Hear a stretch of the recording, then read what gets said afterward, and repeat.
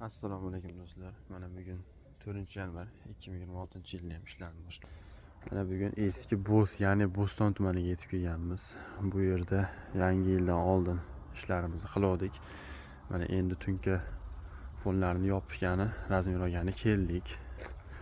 Bu uyga 75 kvadrat mramor hamda 14 kvadrat sokol toshlarimizni qilib berganmiz. Bu toshlar hali laklangani yo'q. Laklanganda yana ham ranglari yorqinlashadi.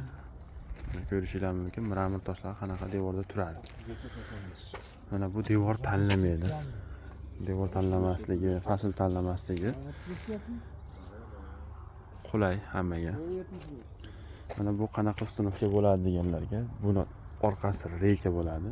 Reykani nolga to'qib, ustunovka qilib ketilaveradi. Orqasida havo aylangani uchun reyka chirimaydi. Bu toshlarga biz 15 yil garantiya beramiz, rangi o'chmasligiga. Bu akamiz o'zi Turkiyada, shuning uchun bizga noldan topshirdi. Narxini 200 mingdan kelishdik, kvadratiga 200 mingga nimalar kiradi? Buni orqasidagi reyka, podvez, samarez, hamma xarajatlar o'zimizni bo'ynimizda, chetdagi tunka fonlarigacha o'zimiz qilib beryapmiz. Sizlardan nima ketadi?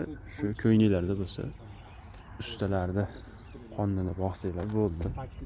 O'zbekiston bo'ylab dastavka ustunovka xizmatlari bor. Bizning manzil Farg'ona viloyati Quva tumanida. Nomer qo'yib qo'yamiz pastda, o'sha nomerga telefon qilaverasizlar. Xo'p, mana ko'rishingiz mumkin, ichkari qismlar ham chiroyli chiqqan.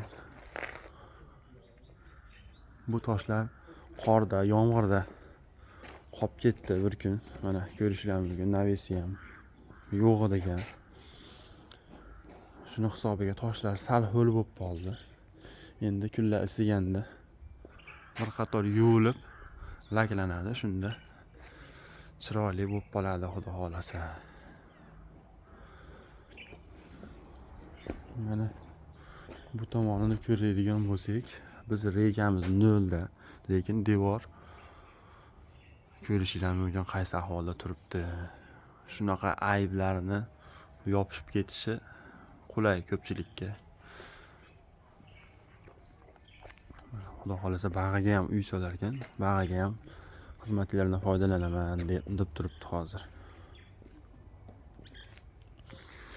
Nima deb o'ylaysizlar? Qanaqa chiqadi? Kommentariyada fikrlaringni bildirib ketinglar.